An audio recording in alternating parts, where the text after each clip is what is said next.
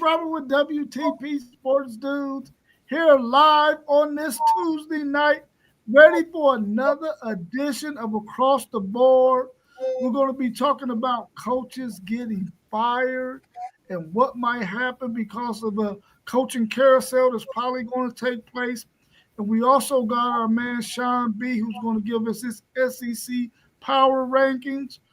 Let's introduce some of our guests today. We got our man FanDuel Zaya of the FanDuel Zaya podcast. How you feeling this evening, FanDuel? Man, I'm good, man. I can't complain about nothing. You know what I mean? Y'all know what it is. We are back with another banker. And we also got our man Sean B with us, straight from Texas. How you feeling, Sean B? Man, we doing it. Been combing schedules Good. today. SEC came out with their schedule for the next 4 years today. Crazy. Yeah, I saw that, man. And I was It's looking at some of them, like some of them teams, they got boy, something nice, man. they Like love what? Alabama. Woof. They love Alabama, bro. Oh, They love Alabama. I looked they at hate them like, us. oh, That's for sure. We got yeah, killed. yeah, bro. You got Yeah, LSU, Texas, and Missouri every year. yeah. Alabama get Mississippi State, You, Vanderbilt, and Tennessee. you miss me with the Missouri, but But Texas, LSU every year. But it's cool. oh, That's I mean we rivals. play. Let's roll. Yeah. You got to play at least two good games every year. Oh, It's yeah. just we're gonna see what the luck of the draw is with everybody else year by year basis. And it's so, portal, NIL stuff, it changed. I mean, Vandy's been good for what, 2 years? Yeah. So, when that quarterback leave, are they going to be good or are they going to be Vandy again? So, Right. Oh, they're gonna do Vandy again, right? That's Yeah. right. Yeah, well, we'll find out for sure. We'll find out. Um, Anything else y'all want to talk about before we get into some of the questions we got in the chat? No, I'm Let's good. roll. Let's roll. Let's jump right on up in it then. Mike Gundy was fired today. Why couldn't he win during the NIL era? Will he land another coaching job? What's your thoughts on Mike Gundy getting fired? I mean, I saw it coming after, the way they started the season, but Oklahoma State's been underachieving for the past couple of years. I mean, when you think about it, it can't have anything to do with money because Oklahoma State has got money, that oil money, T. Boone Pickens and all that stuff. They got money. I think he's more in the Dabo mode. He doesn't like the portal as much. Yeah. What you think? I, What you think, FanDuel? I mean, he's 2 years away from winning 10 games. I mean, I don't really. I get that they started off on the wrong foot. I don't think he's had a bad time since NIL started though. I mean, they won 12 games in 2021, I believe. So like I get they fresh off a 3-9 last year, and it was ugly to start this year. He's been there like 20 plus years though, so I don't understand why. Uh, all these Big 12 teams to me are on the same level of playing field outside of Texas Tech to me. I think Texas Tech is the one team is in the tier by themselves. But outside of that, what else was he supposed to do? He got a decent record in bowl games. I mean, are they mad because he hasn't been to the playoff? That's the only thing I could think. This is not a blue blood program that we're talking about, though. This is not somebody that is known to just be great every year, or we expect to be great every year. So, I mean, they firing him. I want to see who they gonna hire, and then I'm gonna be able to make my decision after that. But this is a dude that I feel like keeping the program up. So the grass ain't always green on the other side to me. You firing him, this is a critical moment. You can very much become a super bottom dweller. I didn't think they was a bottom dweller. You can become a bottom dweller now. So we're going to see what happens. I think it was the wrong decision, personally. I think the fact that he didn't grab the whole NIL transfer portal business the way a lot of other coaches understood. This is the landscape of college football. I need to get on board. Otherwise, I'm a drown. And guess what? He's drowning right now because they fired him. They had to fire him. The writing was on the wall, and everything you said is true, FanDuel. He did make it to the Big 12 championship game 2 years ago when they faced Texas, and they had a decent team that year. But the fact that he wasn't able to hold on to players, another big thing was he lost Jim Knowles, which was the defensive guru for him that kept his defense really, really good. Losing him really hurt a lot because that defense hasn't been the same since. I think those three things hurt him. NIL, not really hitting the portal like he needed to, along with losing Knowles. They had to fire him. Who they gonna hire? Who knows? Who knows? But with his mindset, they had to let him go. They had to let him go. Will he land somewhere else? There's going to be quite a few coaching jobs out there available. And I think if he changes his mindset, he can find himself landing at probably a better place to get recruits than at Oklahoma State. Just to throw a program out there, I think this might be Whittingham's last year. I think he ended up Utah easily. I think that'd be a perfect fit for him. Wondering if UCLA don't make a run. He in the same predicament over there. That's true. That is true. I have heard. I've heard one name floated already as his possible replacement, and I don't like it. Who? It's the offensive coordinator at Texas A&M, Colin Klein. Oh, you just being selfish. That's the only reason why you don't like it. No, you're exactly why I don't like it. Last year, I'd have told you take Colin Klein. This year, no. I need Colin to stay. But that's the main reason I don't like it. I don't know that Colin Klein, I don't know. That's going to be it. You want to be a head coach. So, but as a head coach at Oklahoma State, more prestigious than an OC at Texas A&M, I don't know. I really don't know the answer. Yeah, Colin Klein is destined for a head coaching job. Mm-hmm. So if it's not now, then it's going to be soon. That's for sure. That's for sure. Post game, what's your thoughts on Mike Gundy getting fired? Why couldn't he win in the NIL era? And will he land another job? And of course, welcome to the show. How you feeling this evening? I feel great. It's good to see y'all, man. What's up? What up? Man. From what I'm hearing, fellas, Mike Gundy was dragging his feet on the transfer portal, and he wasn't. I think he was reluctant to dive into the NIL era. It's a changing of the times, man. From what I heard, they played with $7 million in like a span of 3 years. That's not gonna get it done. Excuse me, in the NIL era. Was that by choice? I don't know. This is just what I've heard. They through 3 years they dispersed probably $7 million. What I did hear is that he wasn't tapping into the transfer portal like a lot of other teams, and the combination of those things was probably his, undoing. So it's a sad situation because I've always had a lot of respect for Mike Gundy, man, and I definitely think he may want to take a year off. He may want to go be an offensive or defensive consultant, and before he gets back in the game. But I think he'll have another job soon. Yeah, I think he will as well. Let's look at the next question. This is related to coaching as well. With the possibility of other coaches being fired, should the schools wait or get it over with and go ahead and fire those guys right now, and why? Yeah, I'm always a firm believer. Just do it right now because when you wait, now you're hurting your high school football recruiting. You know, at least you can get a guy in.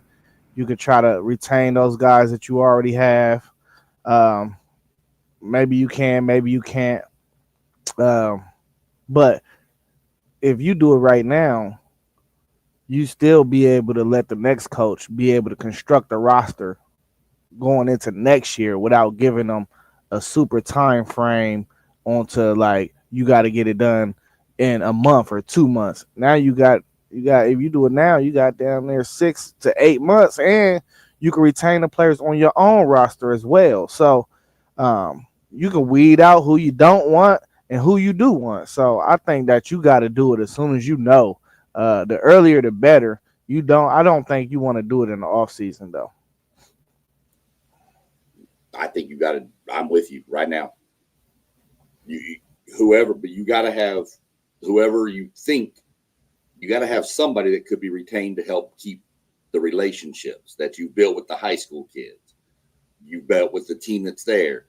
30-day open. They got a 30-day window to enter the portal. Any player on the roster. So if you fire them now, yeah, the kids can leave in 30 days, but you better have a plan for how you want to try to retain and get somebody on board pretty quick, whether it be interim and offensive coordinator, defensive coordinator, somebody to try to keep some roster stability.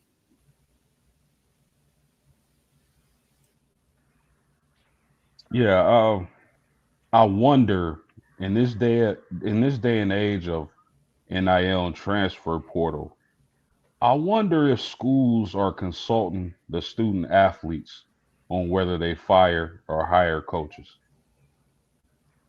Have you ever thought about that? What you mean? Explain. I wonder if schools like let's take Napier for example at Florida, right?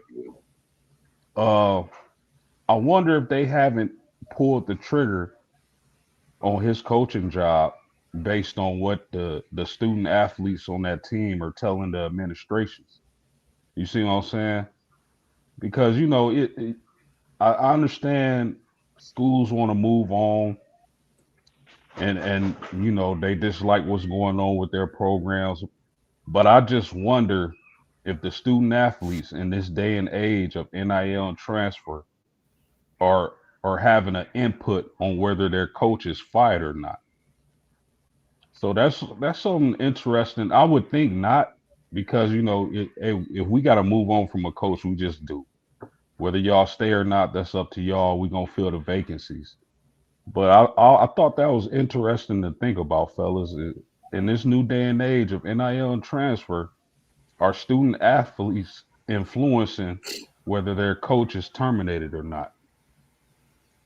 I don't. I mean, these kids can't. They barely can figure out. In my thought process, the majority of them. I'm not gonna say all of them. The majority of them don't even know what they want to do in life at this time for real. If they got to hit the workforce tomorrow, so I doubt that. I highly doubt it. I hope they don't. The players got a lot of power nowadays compared to previous years. You'd hope they don't have the power to just come into the administration and be like, fire him or we leave. Yeah, that's not going to end well for anybody. hmm and I'm not saying this is the case. It's just something to think about. Like Sean said, players are empowered nowadays. It's a whole different ball game. You never know what's going on at these schools, but it's just something to think about. I don't necessarily think that's the case. Yeah, I really do believe that if you got a coach that you already are thinking about firing that individual, I think you should go ahead and get it over with so that coaches out there already know that your job is open. They can start thinking about where they want to go.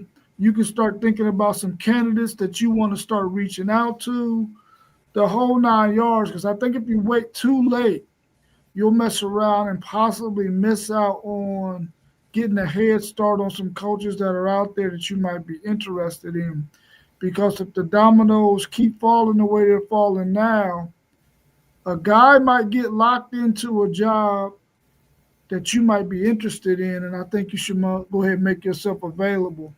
It's like if you're a bachelor and you ready to settle down, you better put yourself out there so that people know you ready to settle down. And if you are a university and you looking for another coach, you need to put yourself out there so guys know that you are looking for somebody, as opposed to holding on to a guy that you know that you probably got to part ways with because he's either lost the locker room, he lost the players, or your star players aren't giving him maximum effort.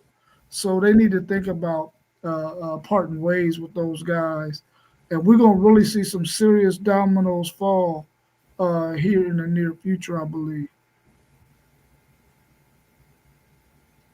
We got UCLA, Virginia Tech, and Oklahoma State having coaching vacancies. Which job is better?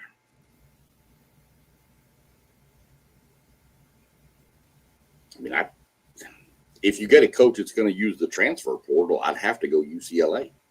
Just you're in California. You've got so much more talent. But I say got more talent to pull from, but Oklahoma State pulls a ton of kids out of Texas. So I really don't know which one's better. I mean, they're all kind of middle of the tier programs right now, to be honest. Yeah. Go ahead. Zay. Go ahead. You good? No.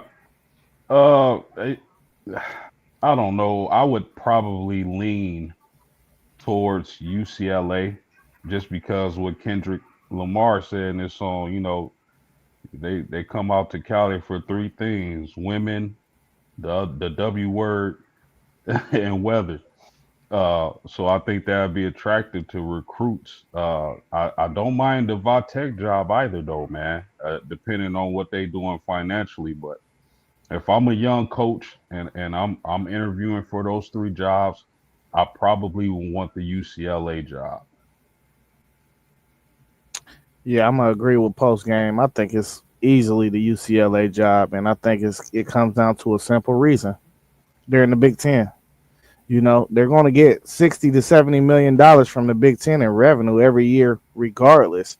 So who cares what their NIL look like? If they really want some money and they want to really put some money into their football program, they got the tools there to do it. It just probably take the right person to bring it out of them, to like a Prime or something. Like not Prime, but like how Prime did at Colorado.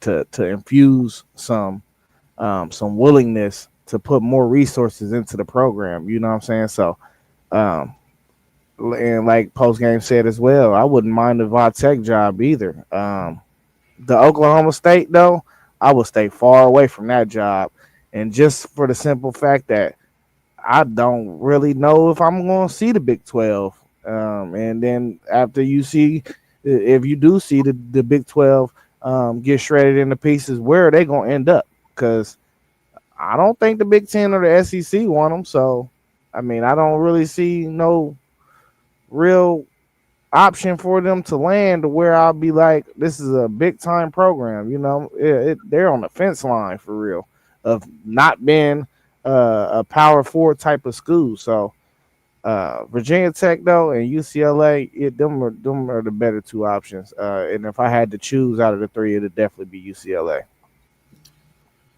But that brings up a good point though. Is UCLA's in the Big Ten? If you're an up and coming coach, what's an easier path to the playoff right now? The Big 12, the ACC. But okay, so Virginia Tech or Oklahoma State would be your option. UCLA ain't going to sniff the playoff in the Big Ten. Let's just be real. I mean, I can't say that. Not right now. It's going to take somebody to build the program, though. Right. So, but if the Big 12 and the ACC stay together, one of those two conferences is going to be easier to win than the Big Ten, even if you build the program. Yeah, but you say that though, right, Sean? But Right. what did Curcinetti do in his first year from a program that has Right. never did nothing? I get it. And it can take one coach and it can be that fast. You're right. But I know Yeah, Indiana's been in the Big Ten, and there's a difference being in the Big Ten for years, even being mediocre and coming in new. It's a different style of football than the West Coast plays. It's a lot more smash mouth football in the Big Ten. So Indiana had a roster kind of built for it, but he did take the coach to push everything over the top. I see angles both ways for it. You It's know? definitely both angles because Yeah. Oregon. Would you say Oregon had the roster built for it? No, They was West Coast. Oregon's a different animal, though. Oregon is just a way different animal. I get that, but what I'm saying to you is, I get it. Cincinnati did it Mhm. at Indiana, and you could say that the roster was built for the Big Ten, but this Right. is a program that has never won Right. nothing. Right. And then Oregon came in and won the Big Ten in the first year. So you got both sides of the spectrum. Right. You got a non-football program, and then Right. you got a West Coast team.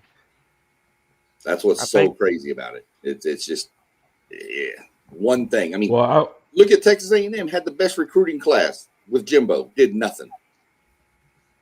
Did absolutely nothing. That was definitely a failed experiment right there. Boy, it's $75 million worth. Yeah.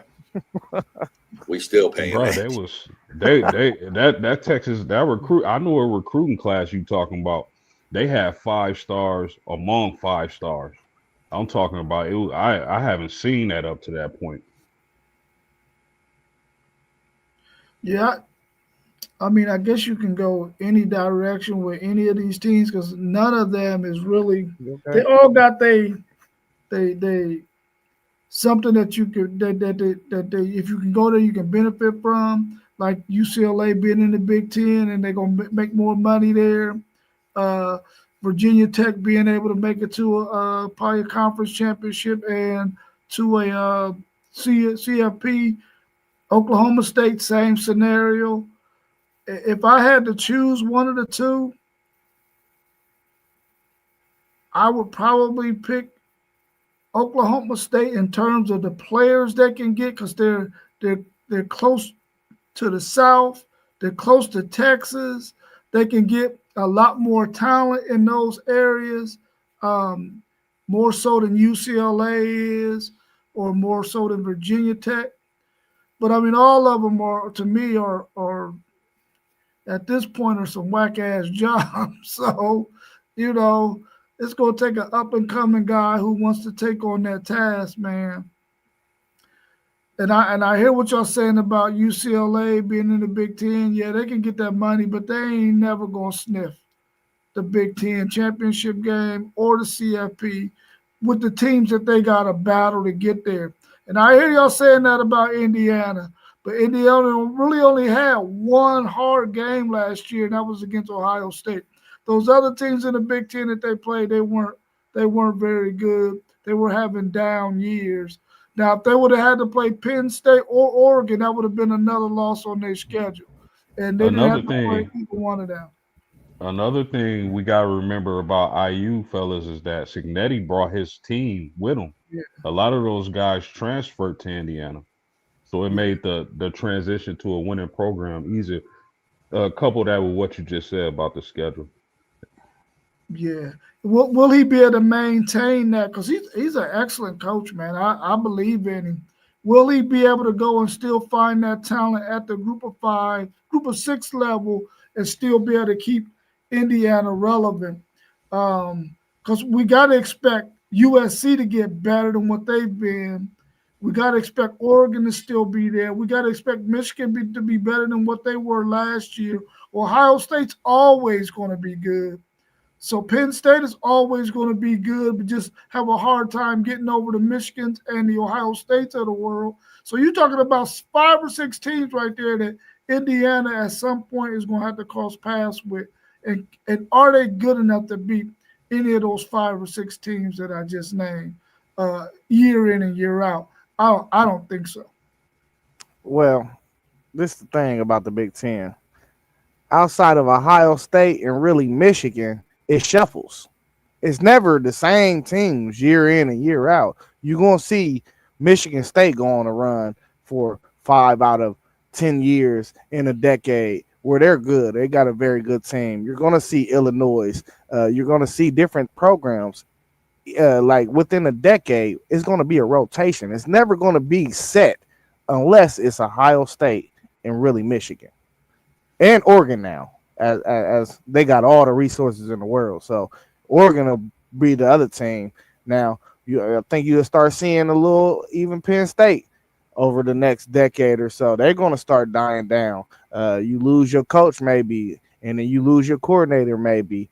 And then, you know what I mean? Some of these teams is taking your recruits because you done lost to them a few times in a row.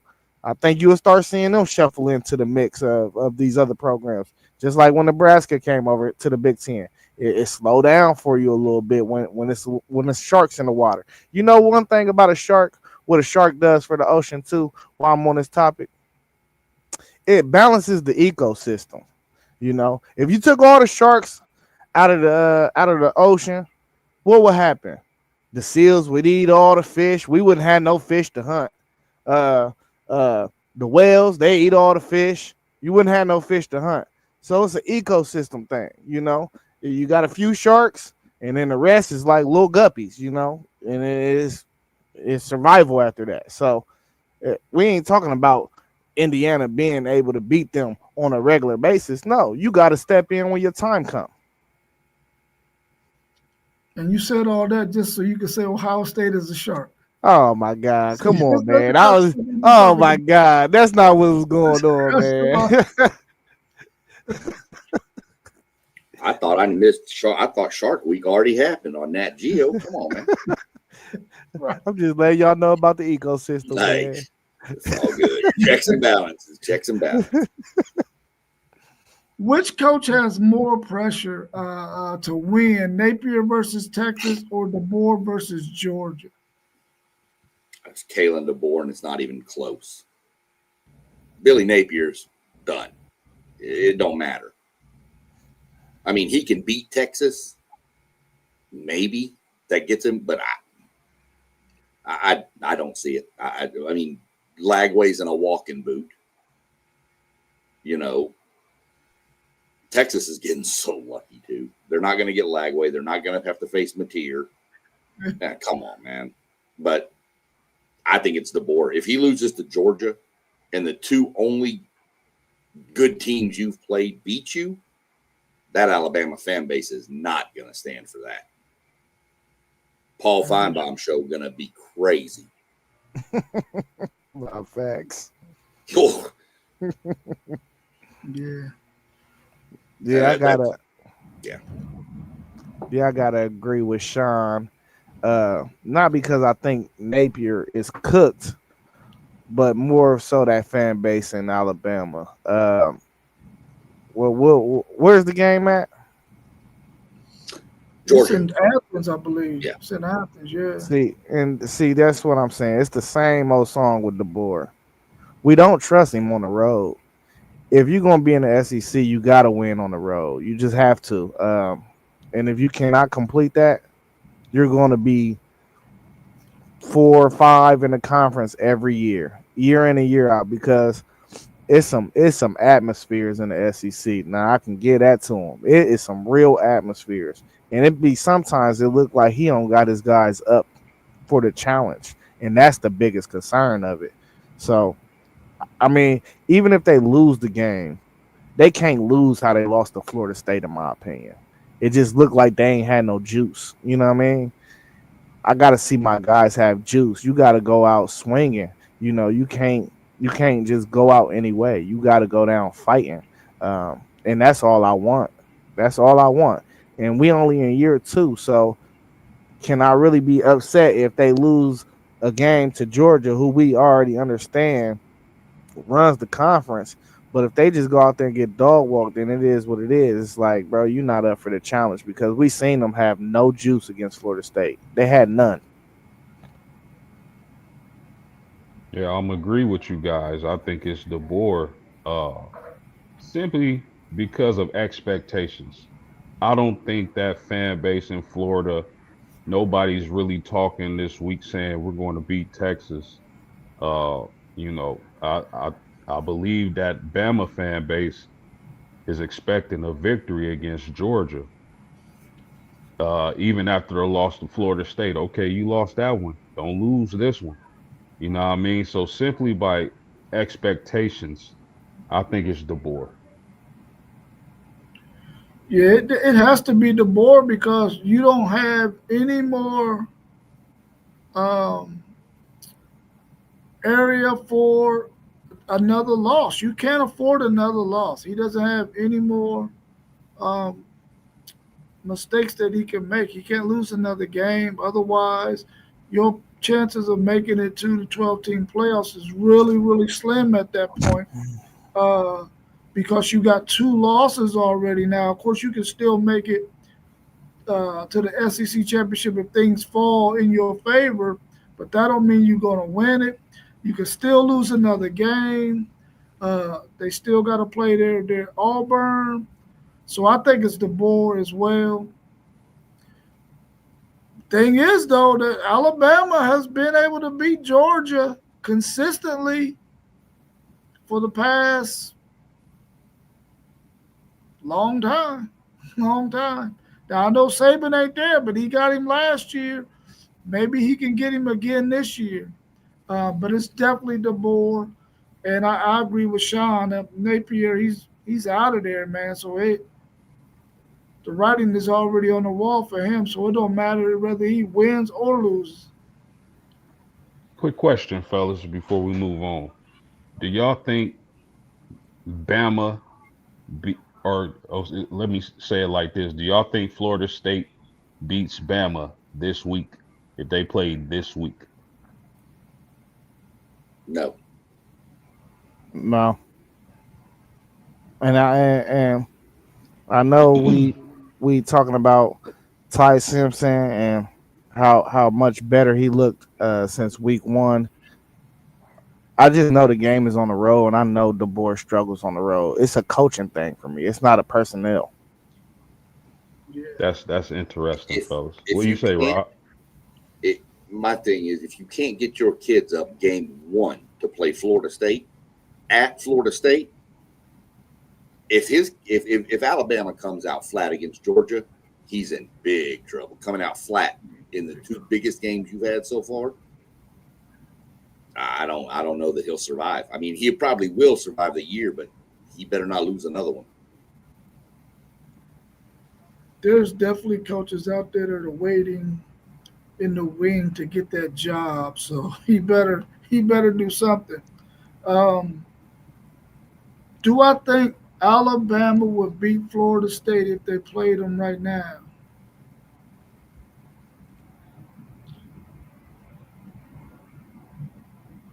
Hmm. If Florida State don't talk no trash beforehand, maybe Alabama can go in there and compete with them. But if they talk some trash, then they give all this bulletin board material to Florida State, then maybe not. Florida State's playing really, really good football. They got a chip on their shoulder. At this point, maybe Florida State is already confident like they are now. They would have had some other opponents, they would probably still be as confident. I still think Florida State will probably beat them, especially when you keep Ryan Williams in the slot when he needs to be on the outside. He needs to be on the outside for sure. Can Notre Dame's defense be fixed? Oh Lord, Lord. Maybe. I'm not real sure. I don't think this year. I think you have to give Chris Ash, if you're going to give him time, you have to give him another year.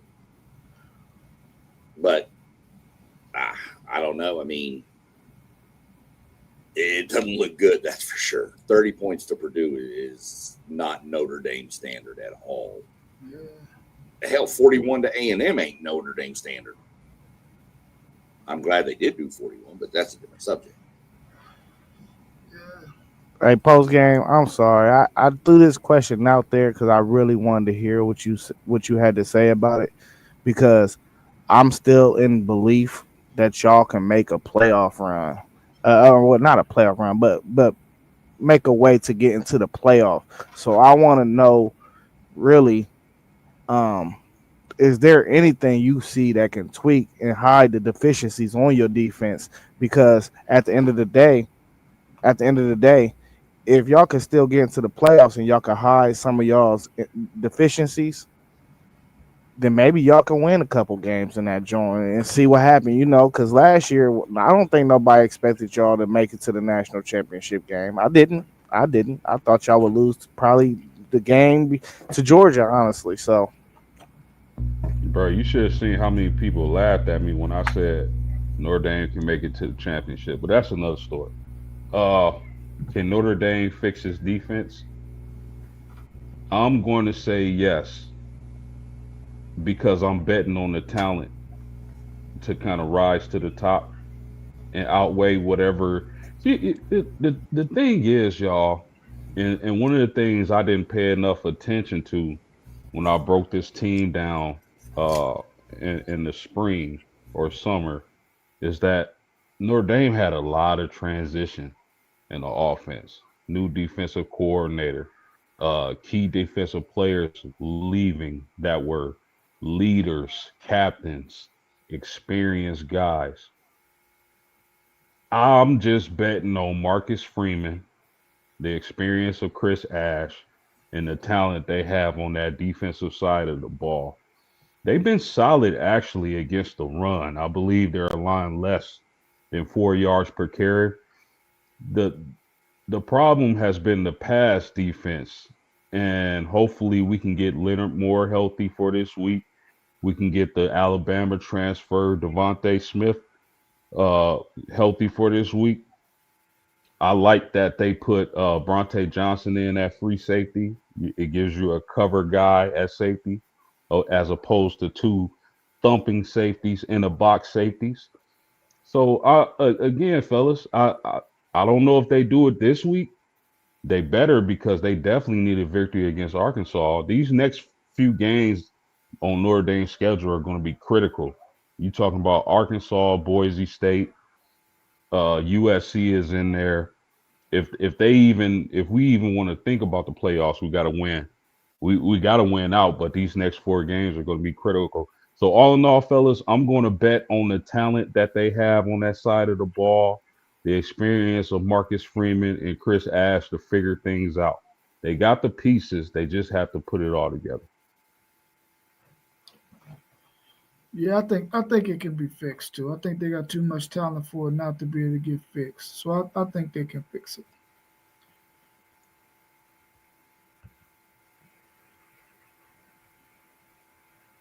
No, this is supposed to say, do y'all think a 74-player travel roster is enough for road games? If not, how many should dress for road games?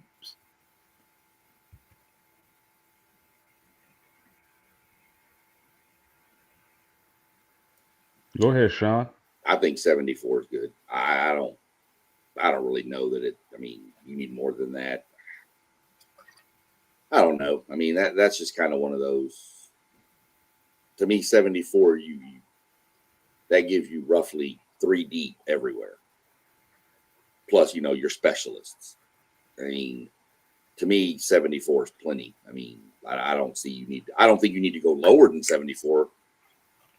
If you wanted to bump it to 80, maybe, but I wouldn't go lower than 74 because, I mean, we've seen injuries. I mean, A&M Notre Dame game when our safety hit the tight end and was down, you got to replace him. Well, what happens if the next safety comes in and blows his knee out? Now you don't have a replacement for him if you go below that number. So I think 74 is a good number, but I could see it go to 80 and I'd be fine with that. Yeah, I'm in total agreement. 74 through 80, I believe, is the sweet spot. You never know. It's football. You never know what could happen. It could be a freakish game, and you lose your top 3 quarterbacks. Then what? You know what I mean? It could happen. It's football. So I believe 74 through 80. That's the sweet spot, and I'm cool with it.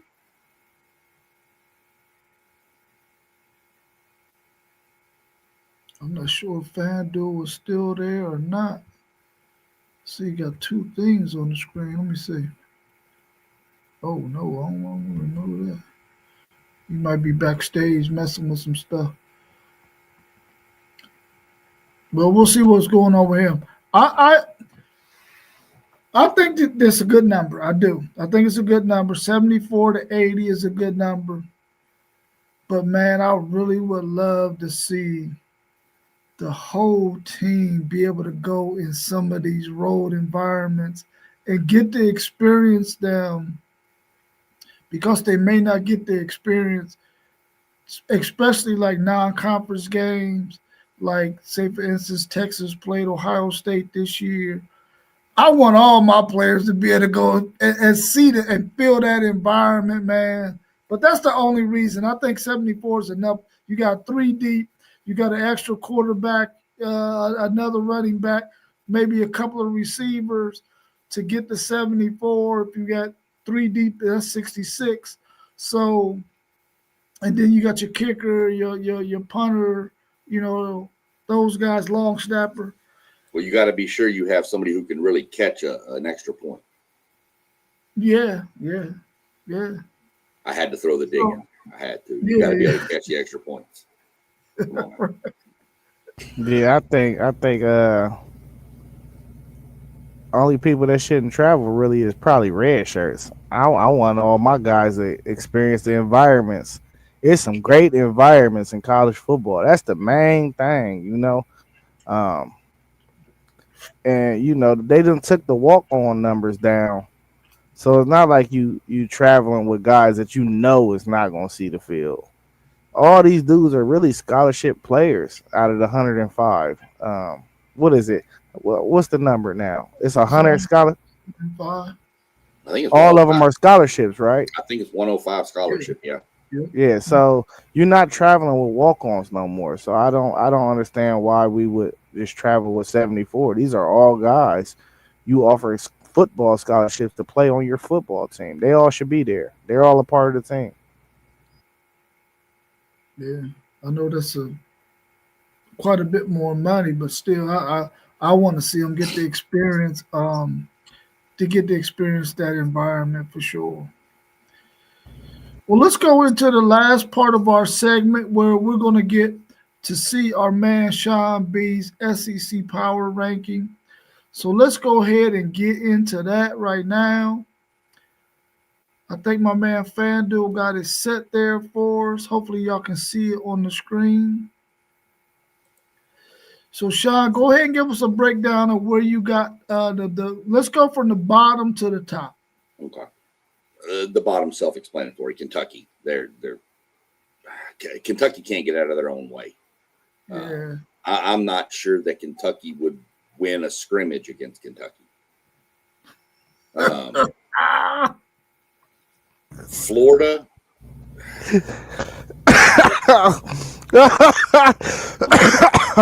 My God. I don't know what to do with Florida. Super talented. Hey, hold on, man. We can't go past that one like that, dog. Yeah, we got to. Now, so you got what? I mean, it's Kentucky. Come on. Oh my God. They're and I hate it because the quarterback that was starting was a former A&M kid, Calzada. Yeah. The one who beat Alabama. Yeah.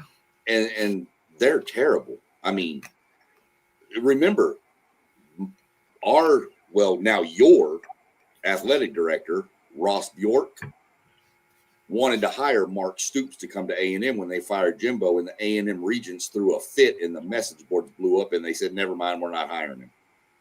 Yeah, I heard he was on the plane, on the tarmac or something, on his way. He was on the tarmac on his way, and the Tex Ags with Billy Lucci and all them got involved, and the president Welsh said, never mind, we're not doing this. And that's just, the fan base is insane, but they did not want that man there. You can't, obviously you can win at Kentucky, and they've had some decent seasons under him. He's not A&M caliber. It's just not.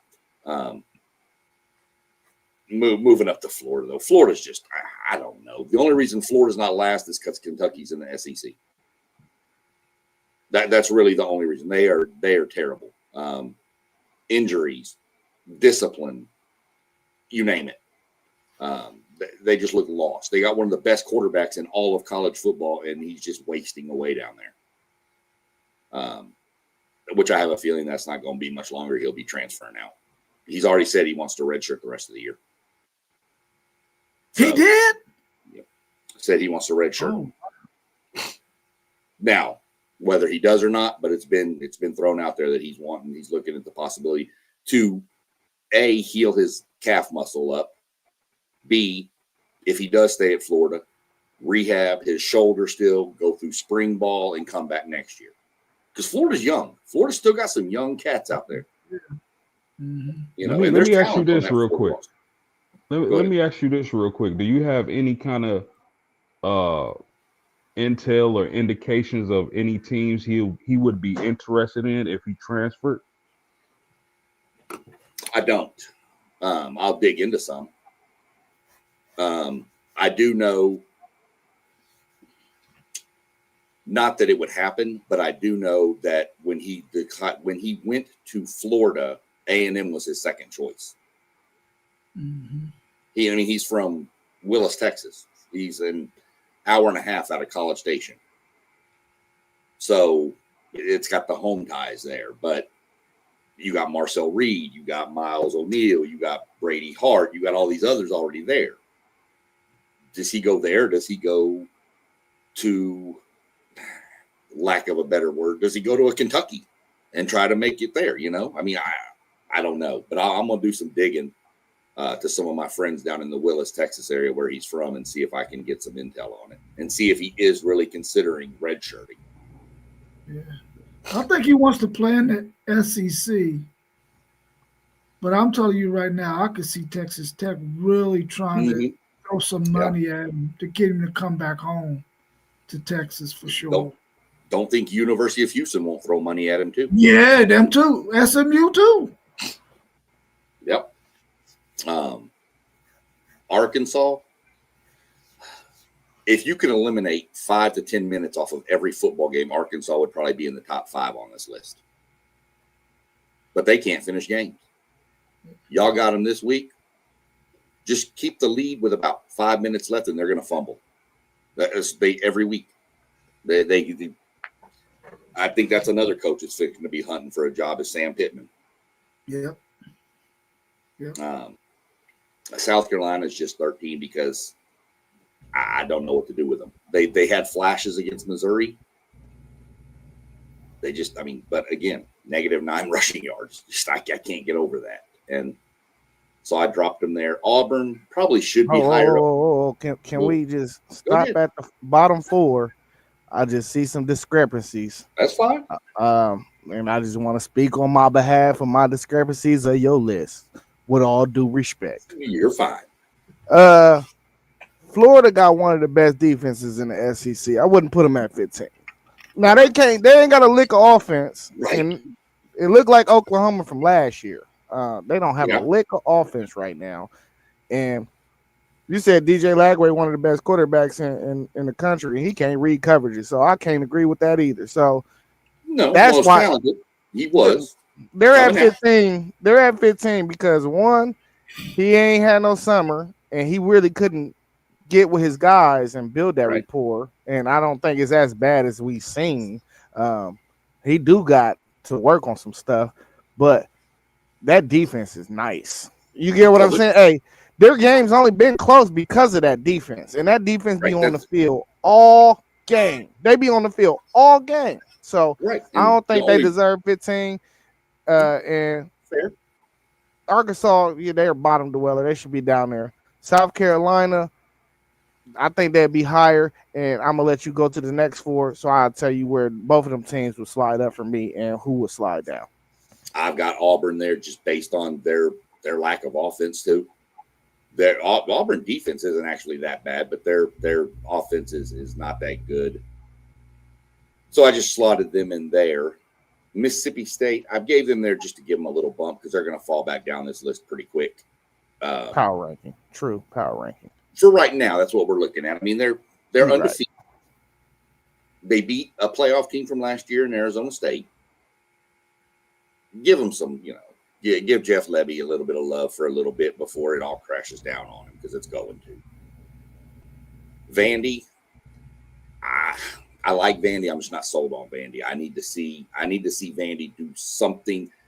Yeah, beating Alabama, all that. I need to see you do it again. Go through a gauntlet again, and let me see what you can do.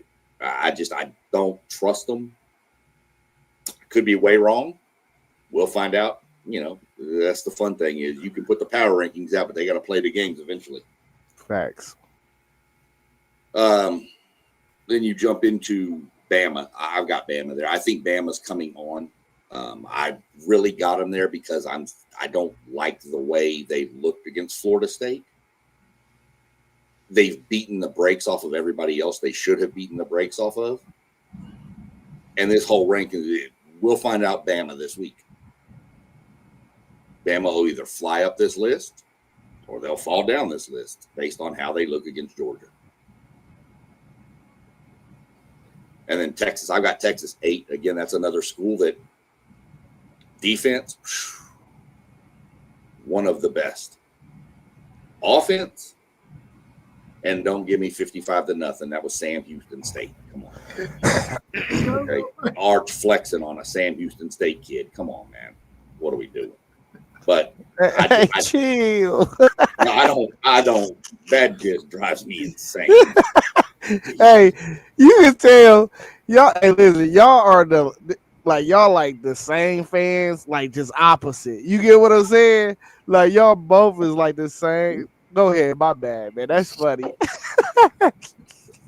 That's why Texas is there, because I don't like their offense. I'm not sold on their offense yet. I think the bye week came really good for Texas to maybe try to refocus in before hitting the SEC gauntlet. Because I think Texas, if I'm not mistaken, they don't have another non-conference game. Everything from them is conference here on out. Yeah. Whereas everybody else still has that.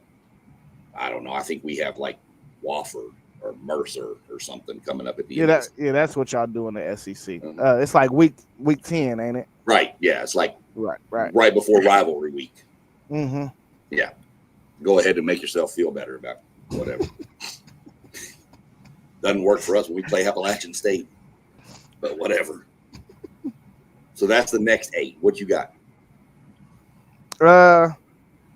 So like you were saying, what was it was Auburn, Mississippi State. I would have Mississippi State at the complete bottom. I think once these games, the SEC start, they're going to be at the complete bottom. But then I remember after you said power ranking, play the game on the field. This is definitely a power ranking. So really, I need to reposition myself, in my opinion, because this is actually a good power ranking.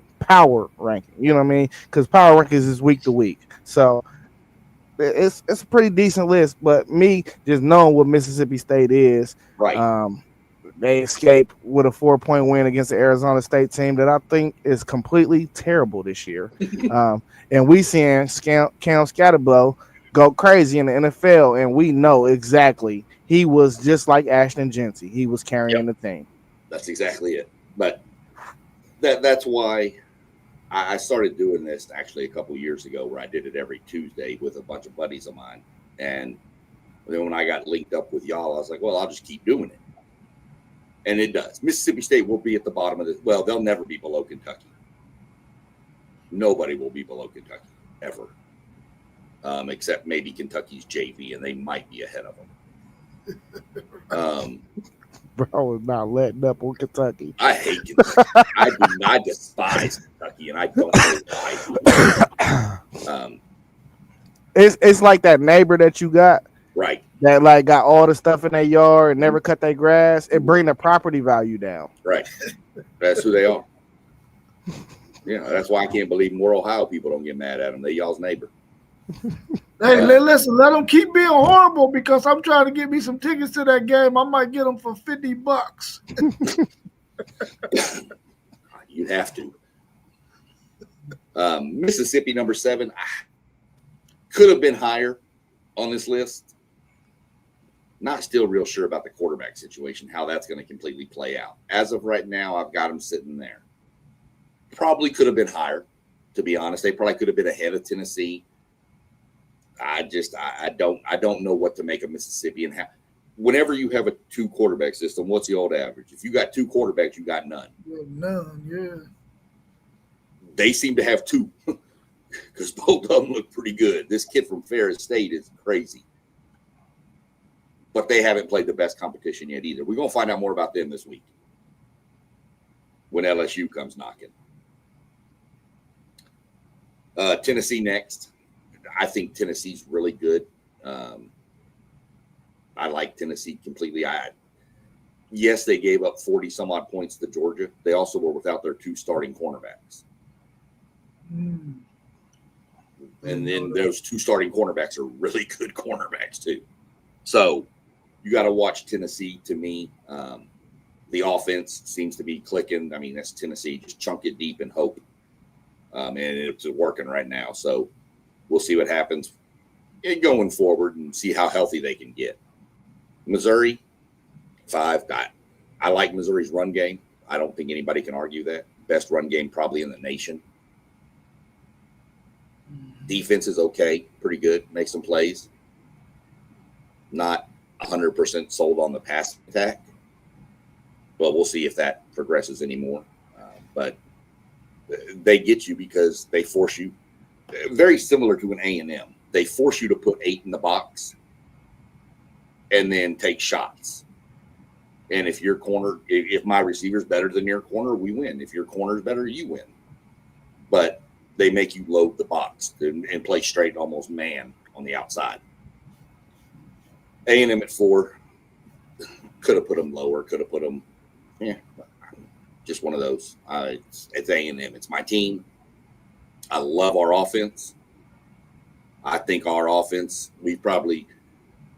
this might piss some people off, but I think we've got the 2 best wide receivers in the SEC on the outside. That's a duo. Those 2 guys are legit. They're crazy. Got some questions about our defense. But I think Mike Elko can fix that. He's a DC. He's been known to have good defenses. He's had some good defenses at Notre Dame, had some at A&M. I think he'll get it fixed. There's too much talent on that team not to be able to stop the dang run. Oklahoma 3. Oklahoma's Oklahoma. Another good, solid defense. There's a lot of good defenses in the SEC this year. Offense, right now that's where Oklahoma is. Who's their backup quarterback? He wants to play for a month. The kid Hawkins, he played a little bit last year. Yeah, Michael Hawkins, I think. Yeah, Michael, yeah. But, I mean, he couldn't throw. He could run. But he was like Marcel Reed last year. He couldn't throw. So, let's see. I mean, we'll see what happens. I think they're on a bye week this week, so that'll help them at least break him in a little bit. LSU's there. LSU in Georgia, I went back and forth on, but I put LSU there because their offense just against decent competition has not been there. The defense, they're back. That's a hell of a defense there. But I'm not sold on their offense against good competition yet, so I put them in behind Georgia. Georgia's number 1. Georgia hasn't looked all that great yet this year either. But, to be the man, you got to beat the man. They're the defending SEC champions, haven't lost a game, got the longest home winning streak in the nation. We'll find out more. Bama comes to town this week. We'll see what happens. Hey, Sean. That's where we are this week, and we'll see what happens moving forward. Sean, quick question, man. Yeah. Are these pre or post John Mateer news? This is pre.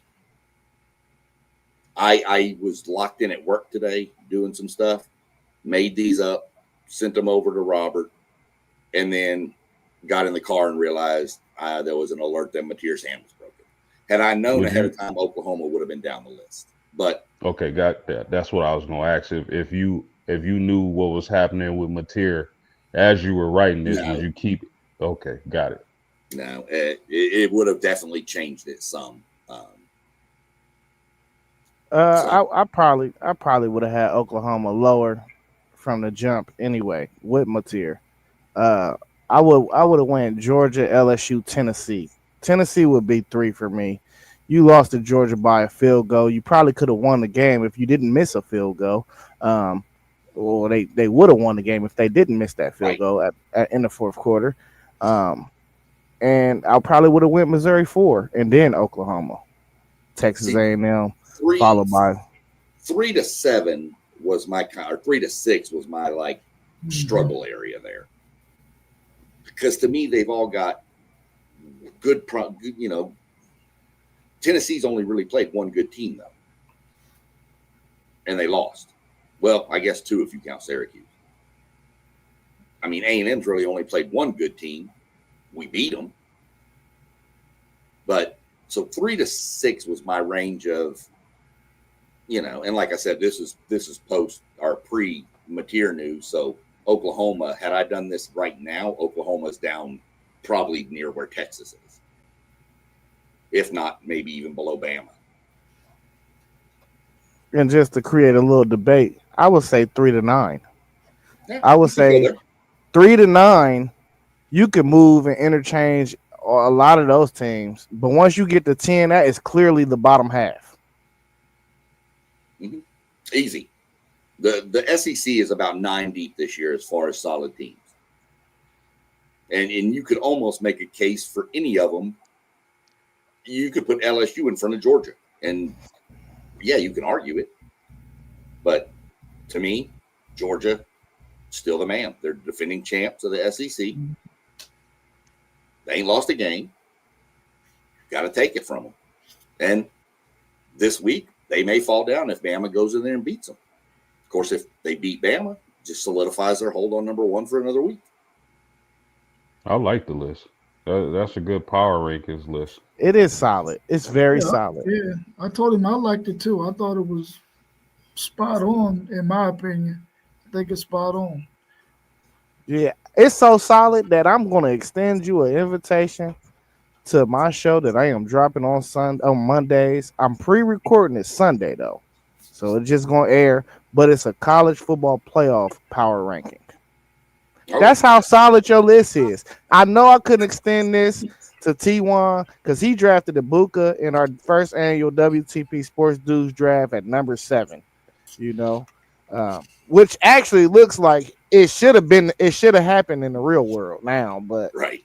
he's ahead of the curve with that. So it's no slight to him. But it sounded blasphemous to all of us at the beginning. Right.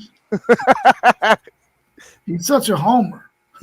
That's why, only because he's a homer. Yeah, yeah, but I it's- really do like the list, man. I think that what he put out there is really solid. I mean, you can't move Georgia off the number 1 slot until they lose. That was my theory. Is Yeah, I mean, I I like- could have put LSU there and made a case for it, yeah, you could have definitely. but LSU's offense just don't look right. Do y'all think Nussmeier might be dealing with some injuries? He's injured. He is. Yeah, they said he got His a torso ribs. injury. He's got. Oh, okay. Ooh, Okay. I that don't torso. know if they're not broken, but I'm wondering if Bruised. they're not just bruised ribs, like deep bruised bone ribs. And Mhm. man, when you throw to that You need that. Puts that you need strain. that area. Yeah. it makes your body tense, and all of a sudden you're gripping the ball tighter and it's bouncing shorter. I don't. He's not healthy, that's for sure. That they came out with that, but what is it? Nah, you'll never know. I mean, they said he ain't gonna get right until they got a bye week. They Right. said he just need rest. This is why the whole conversation last week was, why don't you bench him last week against Southeast Louisiana? Facts. I mean, I think that's the reason why I feel like it's okay if DJ Lagway decides, listen, man, I'm shutting it completely down, because if I don't shut it completely down, I don't know what my career is going to look like next year. We're not going to be – we got a really good defense. They do have a really good defense. They got a lot of guys banged up on their defense too who may not even play against Texas. And I think at this point, he should really shut it down and get healthy. He's been in a walking boot all fall camp. He was dealing with a shoulder in the spring. Mhm. So I think that he needs to go ahead and take care of himself, man, and get ready for next season, even if he has to part ways with Florida and go somewhere else. But I think at this point he needs to understand and listen. If I'm going to help my family, myself and my family, I got to go ahead and shut it down, and I'll Yeah. get back at Florida next year because it's not like they're going. The schedule they got, it ain't like they're gonna win a whole bunch of games, bro. Mm-hmm. No, I mean, get yourself right. Get out. Yeah, If you were undefeated right now, play through it. Do what you can. do it. Right. The fact is, you're not. You're 1-3. Yeah. Your season's done. You're not going to the playoff. Right. So these kids got to look at their, you got to look at your future at some point and be like, look, this season's kind of lost. I can redshirt and save a year. Let me go get right. Rob, But let if me Napier's fired, does he leave? See, that's the whole mess of this is how many of those kids leave if Napier is fired in the middle of the season? Yeah. Rob, let me ask you a quick question on your Longhorns without Yeah, giving yeah. a full breakdown on the game or a prediction. Just y'all got Florida this week. What are you looking? What are you looking to see from the offense? Well, we play them. We got to buy this week, and then we got them in Next 2 week. weeks. Oh, y'all on bye. I Yeah, don't we're know on. why I thought y'all played them this week. My bad. Yeah. Never mind. The good thing about them having to buy is by then we'll have both of our running backs back. We'll be looking good in that area. We'll get one of the tight ends will get back. So we'll have some dudes that we need to get back. So we should be all right. Um, but what I'm looking forward offensively is with those two guys at the running back position, you're going to probably see our defense be a lot different. You're going to probably see Steve Sarkisian scheme up some things if he needs to, because I think if we can run the football, because they're going to have two defensive tackles out, their main dude and his backup. So they're not going to be able to be too deep at that position, which is going to help Texas in the run game. And I think with DJ Moore being back, if we can get Emmett Mosley out there, who hasn't been out there at all, he's been hurt all freaking season, even in fall camp. If we can get him back at the other wide receiver position, that should really help Arch Manning out a lot. Another guy that he can connect with, and with DeAndre Moore being back, we should be all right with the pass game. As long as we let Arch be Arch and not handcuffing, we should be solid. We should be solid. Get some O-line work in. That O-line got some problems. The O-line has some issues. Well, Stark is going to have a wide open playbook for that defense. He's going to have to. Well, if they was at full strength, you're exactly right. They're going to probably have a corner that's out, those two defensive guys on the line that's out. But if those guys were healthy, you're exactly right. They would have to Sarkisian offense would have to be wide open. But we know he can scheme some things open, man. We just got to make sure Arch can be Arch. Yeah, that offensive line is something we talked about a lot preseason. Yeah, they're work in progress, man. They really got to get that thing up to speed. I thought they were going to be better than what they are at this point. But after seeing what some of those lesser teams was able to do in terms of scheming their defensive linemen, slants, and all that stuff, they gave Texas real issues. So I'm quite sure better quality teams are going to be able to do the same thing and really have Texas on their heels.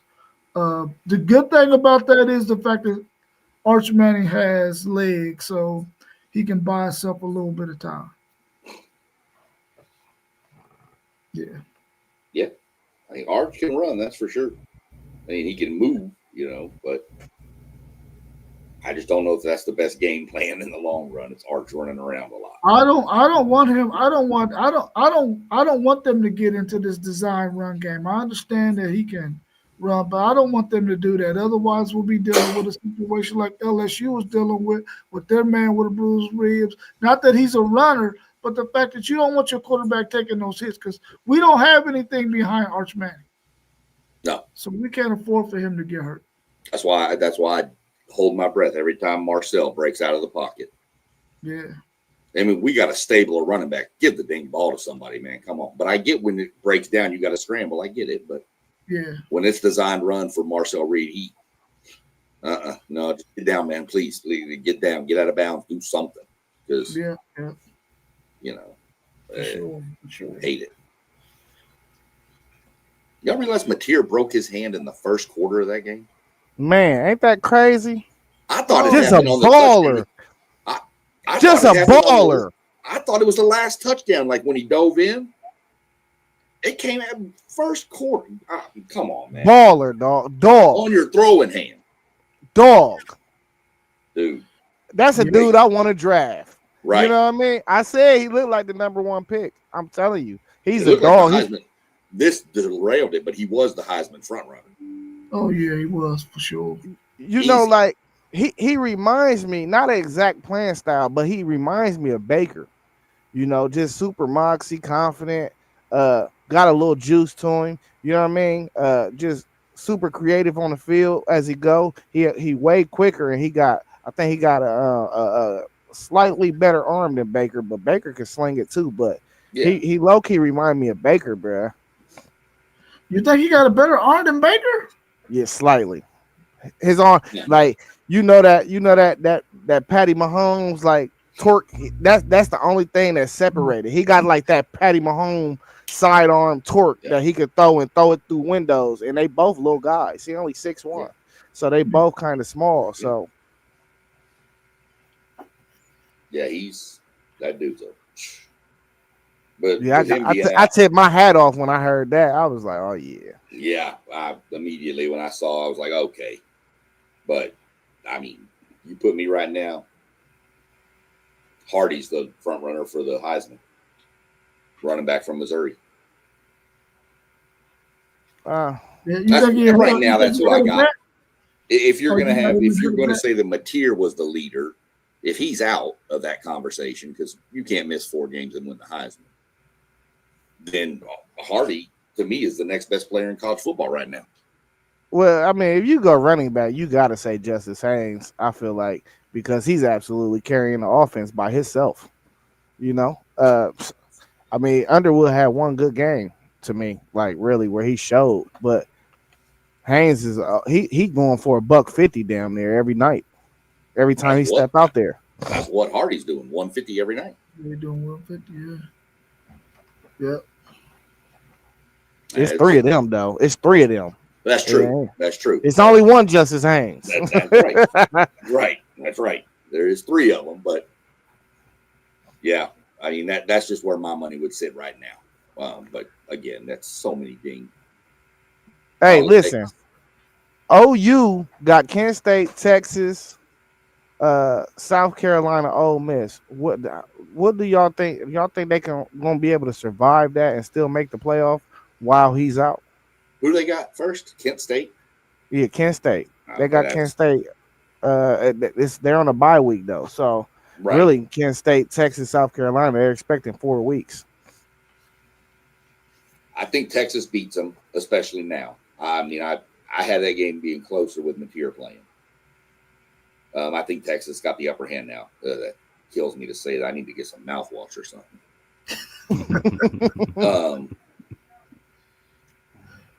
I think South Carolina game's the trap game to me. That could swing either way. It's at South Carolina as well, too. I'd say that doesn't mean much because, I mean, Vandy went in there and beat the brakes off of them. But backup quarterback, it depends if it's a night game or day game at Williams-Brice. That's a big difference.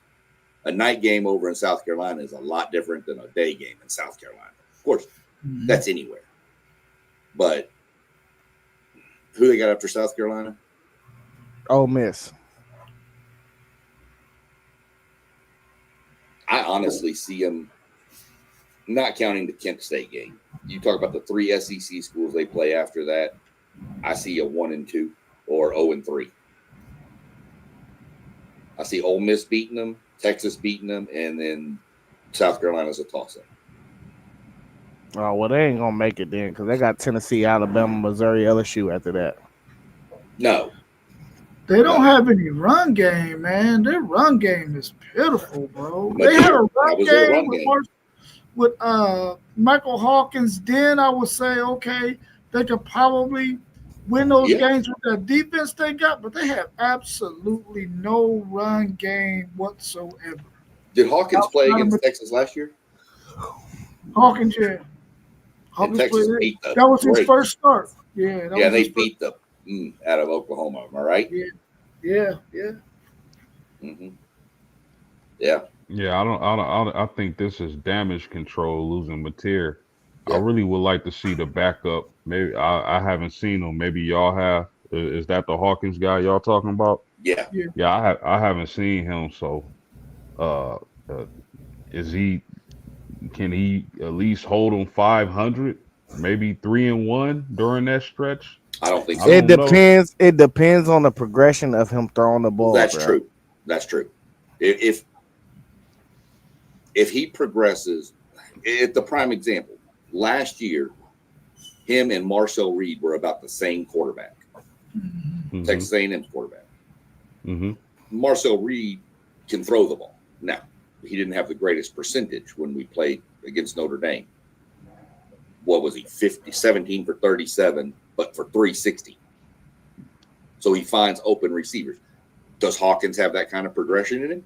Possibly. I mean, the kid's got talent there. He wouldn't be at OU. So how does he progress? You're exactly right, Zay. I mean, if he's the same quarterback from last year, 0-3. If he's progressed, you could get a split. You might even squeak one out with a late field goal, and we go 3-1 in that stretch. But to the dire of all Oklahoma fans, they're going to lose to Texas. Now I can say this too though about Hawkins. He's a pure better runner than Mateer. So the run game might actually pick up a little bit because of him. Yeah. Defense can't pin their ear back and just come at him. So is there do y'all think there's any reason to believe that when Mateer comes back, he has a drop off or doesn't have a drop off in his production and play? I don't think so. If you played in the first quarter with a broken hand on your throwing hand, a broken bone in your throwing hand, and you play the whole rest of the game, he got that dog in him, and there ain't gonna be no drop off. I don't think. I see drop off post game because so much about quarterback play is timing. You gonna lose some timing. Being out a month, you gonna lose some timing. But see, their pass game wasn't that different. He was a lot of run to keep things going. So, I mean, you're right on the timing. That would be off probably, but I just think with his, I think he'll be fine. But I don't know if it matters based on what Zay was saying. The end of the schedule looks like either. Yeah, that's the biggest part about it is the schedule. Right? Is they're gonna drop him in the midst of playing 6 ranked teams. Yeah. Coming back from injury. Yeah, that's what's the concerning part. Yeah. I mean, or do you think that they're going to look at that and say, okay, Mateer was hurt. Oklahoma was playing really, really well before he got hurt. Because Brent Venables is another one of them coaches, man. His seat ain't warm. I mean, it ain't cold. His seat is warm as hell. Because he has not been good at Oklahoma. So are they going to probably look at, okay, Mateer went down. That's why Oklahoma's season went down. And they're going to excuse him because he can't afford to go 6-6, which he's probably going to go 6-6. He can go Probably 6-6 worse. this year. With Mateer being out, he can go 6-6 and be fine. But the problem's going to be next year. Yeah. So I just got to see how Hawkins look before I get that far and down the timeline, because I'm not sure that they're just going to start losing games, because that defense is one of the better defenses in the SEC to me. And I think when you get to the meat of the schedule at the end, when you're close or you maybe have Mateer back, their defense is going to be better than every defense on that schedule except for LSU, in my opinion.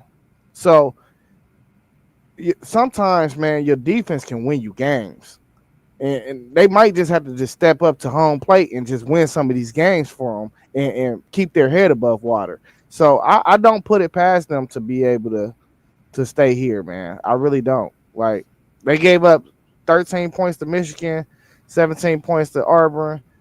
I mean, I think Michigan got a better offense than Texas right now and Ole Miss. So them are two winnable games to me. I think another thing about Oklahoma is we know that their defense is really good, but their offense, not being able to run the football, they really don't have dynamic receivers. Deion Burke is good, but outside of that, their passing game isn't all that great. Um, Against some of those teams that they're going to play against, their defense might end up being on the field an awful lot. And we already know that True. if a defense is on the field a lot against some of those teams, they're gonna struggle on the back end once you get into that fourth quarter.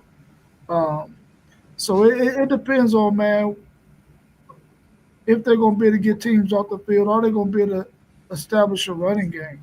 They have to get a running game, man. If they don't get a running game, they might be in trouble. The big advantage they got is they have the bye week. Then they get a get right game Yeah. against Kent State. So Yeah. you have that game to get Hawkins some reps, throw the ball, try to work on the run game before you come into the state fair against Texas. Yeah. But the bye week is going to be huge. That kid's pretty much going to get 2.5 weeks of reps with the ones. Yeah. That's valuable. Yeah. And I think they found a number one target though, and that's what's important.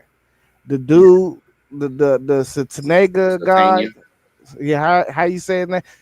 He exploded last game, so maybe they found something with him, and they could figure out a way to get him the ball, him in the space, because he really dynamic in space. I think he came from Arkansas. Did he? Oh yeah, well they got stripped of everything, so I believe it. Yeah, he's good. To me, he's better than Burke. Yeah. But I mean, that you just got to get him the ball. And we'll learn. We'll see what Oklahoma can do. Like I said, against Kent State, I'm not going to take too much stock in it because I think they should beat them terribly. But I want to see the game inside the game. What does the quarterback look like? Yeah. Is he Arch from 2 weeks ago, bouncing 15-yard outs, 10 yards in front of the guy? So that's what we're not gonna see. Right.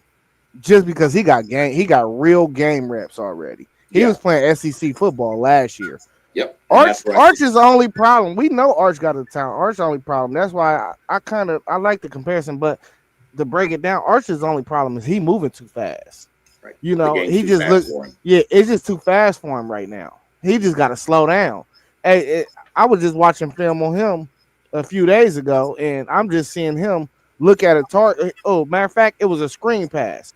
They ran a screen pass where he faked it to the running back, and he turned around and threw a back screen, but he was so ahead of it. It's just like it was moving too fast. He's ahead of it. You know what I mean? That's why I said quarterback is it's a timing position.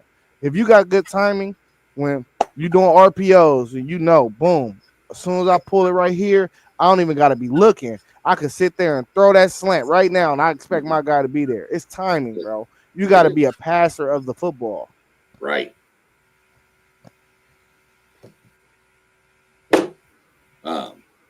Yeah, I mean that's the whole thing. Is the game is way fast for Arch right now, and I think Arch's big problem. The worst thing that happened to Arch was that first game at Ohio State. Yeah, that is not an environment to make your first start in. I mean, I don't Manning, I don't Brady, I don't care what your last name is. That's not the environment to make your first start in. They should have played Sam Houston first and then Ohio State. Not that it would have made the game any different, but you could see in that game he was rattled in the first half. Yeah. Thank God it wasn't a night game, huh? That's the other thing. That's the other thing. I told people Texas isn't stupid. They're not going to give you a night game at Ohio State when They they're were breaking very in. smart.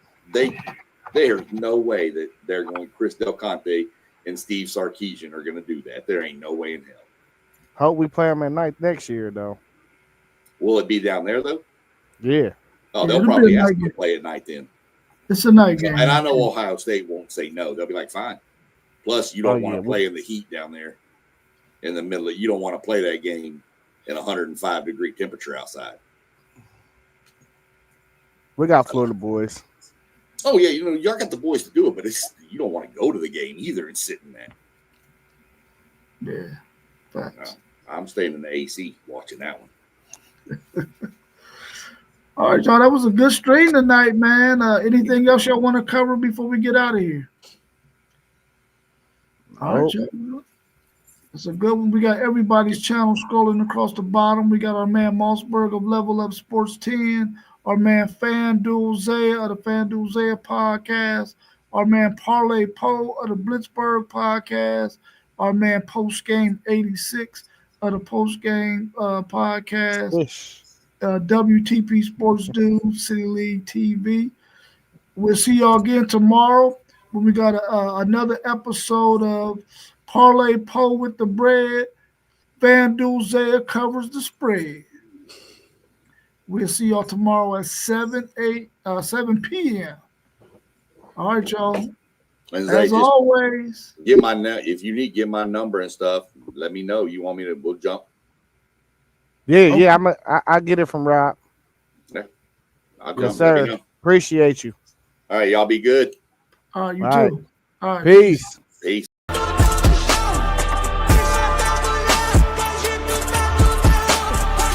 Good. I can't complain. Everybody can listen. You hear me?